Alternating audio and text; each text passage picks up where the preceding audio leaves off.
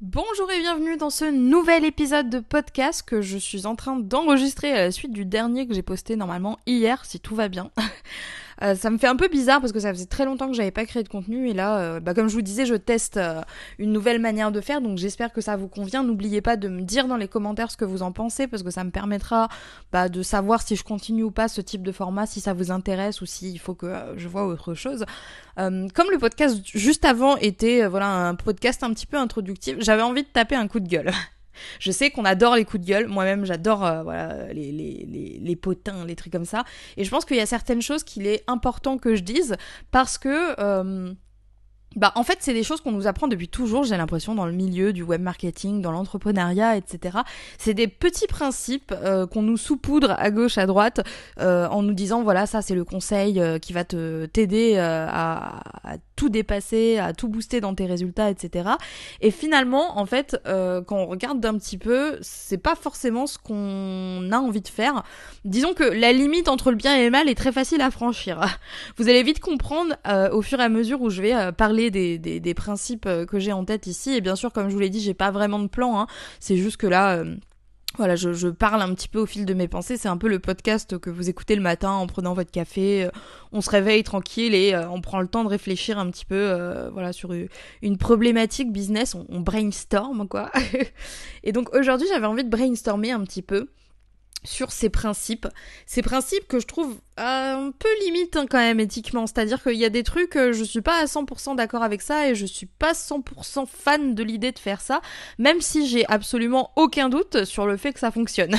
Je vous donne un exemple, le fameux fake it till you make it. Vous avez sûrement déjà entendu ça, c'est l'un des fameux principes d'entrepreneur dont on entend souvent vanter les mérites, c'est que en gros il faut faire semblant d'être un expert avant de devenir un expert. Ça par exemple, je trouve ça un peu limite. Alors je comprends que ça puisse fonctionner, hein, et je sais qu'il y a beaucoup de gens qui le font et c'est ce qui fait que ça fonctionne aussi bien, mais c'est pas forcément quelque chose avec lequel moi, un principe en tout cas avec lequel je suis en adéquation et ça me foutrait un peu mal à l'aise en fait d'être dans ce rôle-là par rapport à mes valeurs personnelles. Et je dis pas que c'est des valeurs qui sont mieux que X ou Y, hein, c'est juste que c'est mes valeurs à moi et du coup c'est important pour moi de ne pas justement être faux. En fait c'est quelque chose d'important pour moi. Il y a d'autres trucs que je tolère plus ou moins, mais ça non.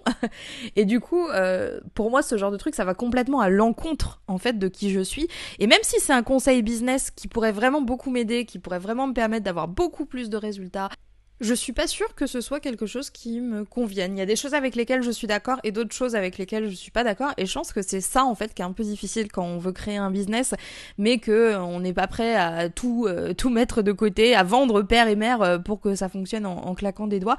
C'est de trouver vraiment cet équilibre entre ce qu'on veut pour notre vie de tous les jours et tout l'aspect financier qu'il y a derrière. Et on sait que voilà, dans notre société, dans notre éducation, etc., ça a toujours été tabou de parler d'argent et du coup ça peut être très très compliqué de se situer par rapport à ça.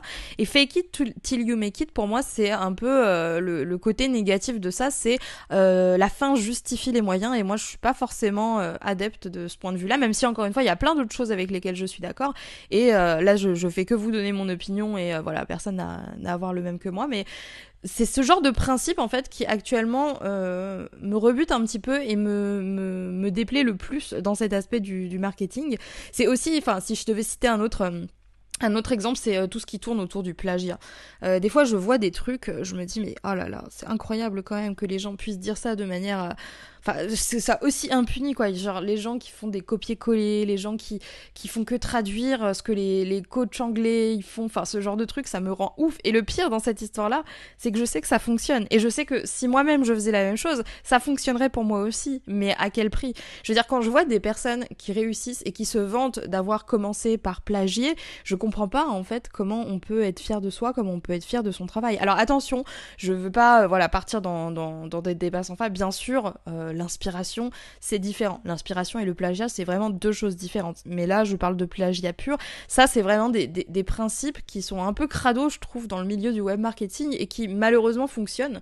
Et il y a d'autres trucs crado avec lesquels je suis d'accord, hein. C'est-à-dire que si je devais citer un truc crado avec lequel moi je suis vraiment d'accord, c'est tout le côté un petit peu clickbait, putaclic. Moi je trouve que c'est très très important de donner envie aux gens de cliquer, d'en faire un peu trop, etc., de faire des titres accrocheurs, etc., parce que il faut attirer l'attention des gens. Donc ça c'est peut-être quelque chose que certaines personnes peuvent trouver un petit peu crado parce que voilà, ça fait partie des principes mal vus, mais que voilà, on intègre plus ou moins. Mais moi, je suis d'accord avec ça dans la mesure où, pour moi, c'est pas du putaclic si ce qu'on a annoncé, en fait, ce qu'on a promis, on le donne en fait dans le contenu. Donc, je pense que c'est voilà un principe avec lequel je suis d'accord, mais ça, je peux pas quoi. Le principe de plagier, c'est vraiment pas un truc qui me parle. En fait, genre, je pense que dans mon esprit un peu cucu, je me suis lancée pour kiffer mon travail et en fait tout ce qui m'éloigne du kiff total, j'ai tendance à le rejeter profondément et c'est ce qui fait aussi que peut-être je me sens aussi bien et aussi libre actuellement, mais je pense que ça reste important, en tout cas, de rester fidèle à qui on est, de se souvenir aussi des choses qui étaient importantes pour nous avant qu'on ait cette vie-là, parce que je considère quand même que c'est une vie de privilégié, en fait, d'avoir ce genre de métier, de pouvoir s'éclater autant, et c'est vraiment dommage de pas en profiter et d'en abuser. C'est le fameux un grand pouvoir implique de grandes responsabilités, vous savez. Et genre, j'ai l'impression qu'il y en a qui abusent tellement là-dedans que, enfin, voilà, bref, ça me rend dingue. Et je sais que j'ai l'air d'une drama queen quand je dis ça. Je sais que ça fait la meuf voilà qui râle, mais je vous assure que les exemples dont je vous parle, c'est des exemples que j'ai vus, ce sont des choses qui me sont arrivées, qui sont arrivées à des proches, qui sont arrivées à des clients, qu'on a vu partout en fait et qui sont plus ou moins connus dans ce milieu-là et c'est dommage, je trouve, de passer par ces moyens-là en fait, alors que on a quand même la chance d'avoir une sacrée vie de privilégiés, n'est-ce pas? Bref, je suis un peu partie en cacahuète, mais tout ça pour vous dire que je m'interroge pas mal là-dessus justement en ce moment sur comment trouver un équilibre qui soit le plus adapté possible entre ce que j'ai envie de faire et ce qui fonctionne, parce que c'est toujours un peu ça le questionnement, hein. En fait, je pense que ce podcast de râlage, j'avais besoin de vous le faire pour vous dire qu'il y a beaucoup de choses qui m'ont énervé dans l'entrepreneuriat. J'en perds mon latin, n'est-ce pas? Il y a beaucoup d'hypocrisie, de faux semblants, d'histoires, etc. de ce milieu-là qui m'ont un petit peu débecté, honnêtement, et qui font que pendant un moment, j'ai vraiment eu une aversion pour ce truc-là. Et je pense qu'on est nombreux à passer par là. C'est quelque chose que j'entends aussi très souvent de la part de personnes autour de moi. On a souvent des moments, c'est connu, hein, des hauts et des bas, et pendant les bas, on va avoir un peu plus conscience de tout le côté un peu toxique de la chose et je pense que j'ai mis du temps en fait à réaliser que vraiment enfin il y a certaines choses qui n'étaient pas faites pour moi là-dedans et qu'il fallait vraiment que je m'adapte différemment et que je trouve une manière qui me corresponde à moi. C'est pour ça que j'insiste à ce point-là dans mes contenus en vous disant que vous devez pas suivre bêtement les conseils que ce soit de moi ou de n'importe qui, parce que tous les conseils du monde peuvent être bons mais ça fonctionnera peut-être pas sur vous. En fait, on est tous différents, on a tous un fonctionnement différent et il n'y a pas de méthode unique, universelle qui fonctionne pour tout le monde, donc il faut pas voilà se mettre une trop grosse pression là-dessus. Et aussi, là ce que je me disais récemment, c'est que vous connaissez l'histoire maintenant, hein, 2022 c'est mon année, blabla, etc. Je vais tout déchirer, patati patata. Et là je me suis dit cette année c'est le moment en fait de sortir un petit peu de ma torpeur. C'est l'occasion de sortir un petit peu de ma grotte. Comme je vous le disais, j'ai envie de faire beaucoup plus de collaborations, j'ai envie de renouer un petit peu le contact, de pas rester comme ça sur une image négative, sachant que j'ai quand même beaucoup de bons souvenirs et de belles rencontres dans ce milieu-là. Donc j'essaye un petit peu de redevenir un peu plus sociable, si on peut dire ça comme ça, dans la mesure du raisonnable, faut pas déconner.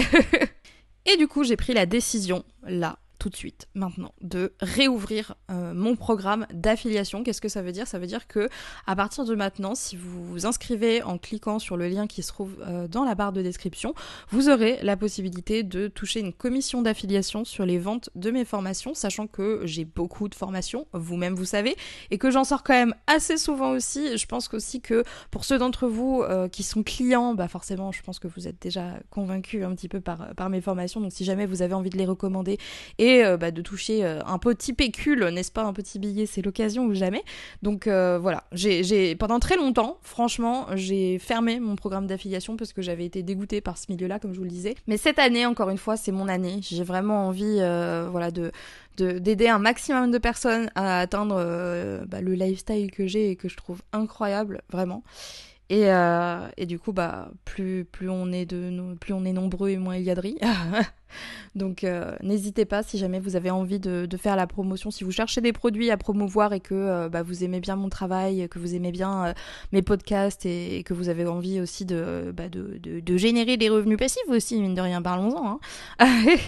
N'hésitez pas à cliquer sur le lien dans la barre de description parce que vous aurez du coup la possibilité de rejoindre ce programme qui vous permettra du coup d'obtenir 40% du montant, je sais plus si c'est hors taxe ou TTC, bref, il y aura toutes les spécifications écrites voilà, en bas, donc vous pouvez quand même toucher une sacrée commission si jamais ça vous motive. Et voilà, moi je suis contente quand même de réouvrir ce programme d'affiliation. Comme je vous le disais, ça faisait depuis des années que je l'avais fermé. J'ai un peu peur, je vais pas vous cacher, parce que ce qui est un peu inquiétant aussi quand on fait de l'affiliation, c'est qu'on n'a pas forcément le contrôle de la manière dont notre formation est promue. Ouais, c'est ça, promue. J'ai réussi du premier coup, incroyable. Mais je me dis que ça en vaut la peine parce que j'ai vraiment beaucoup de choses à vous apporter cette année. Je suis super motivée, j'espère que vous aussi vous l'êtes. Et j'ai vraiment envie de créer ma propre vision du business, et c'est pour ça que je suis aussi optimiste et aussi pleine de joie. C'est parce que je m'amusais beaucoup à vous parler de business glandouille, etc. Et j'ai vraiment pris conscience que c'était un vrai art de vivre, ce truc. C'est vraiment, voilà, je trouve ça fascinant, et j'ai vraiment envie de vous apporter de plus en plus de contenu concret pour y arriver, parce qu'il y a vraiment beaucoup de choses que j'ai compris depuis mes débuts, et j'ai vraiment beaucoup de choses encore à dire, donc j'ai hâte, et je pense que je vais arrêter ce podcast ici parce que je commence un petit peu à tourner en rond. J'espère qu'il vous aura plu. N'hésitez pas à me poser vos questions, à me donner vos retours dans les commentaires. C'est super intéressant et super important pour moi de voir que je parle pas toute seule dans le vide. Donc n'hésitez pas si jamais ça vous a intéressé, et si voilà vous aimez ce genre de contenu. Comme je suis dans mon mood de sortir de l'ermitage, j'essaye vraiment de répondre à tous les commentaires aussi, donc voilà. On y va petit à petit, mais j'essaye vraiment de sortir de mon introversion. D'ailleurs, dites-moi si ça vous intéresse qu'on parle un petit peu d'introversion, parce que moi je sais que c'est un sujet que j'adore, mais peut-être que ça n'a rien à voir et que ça vous intéresse pas du tout, comment on gère le fait d'être introverti et d'être entrepreneur, etc., devoir faire copain-copine, ou ce genre de trucs, enfin... N'hésitez pas à me dire, et je me ferai un plaisir de vous faire un podcast là-dessus. Je vais vous laisser là. Je vous souhaite une super bonne journée et je vous dis à très vite sur la chaîne de Wonderwell Queen.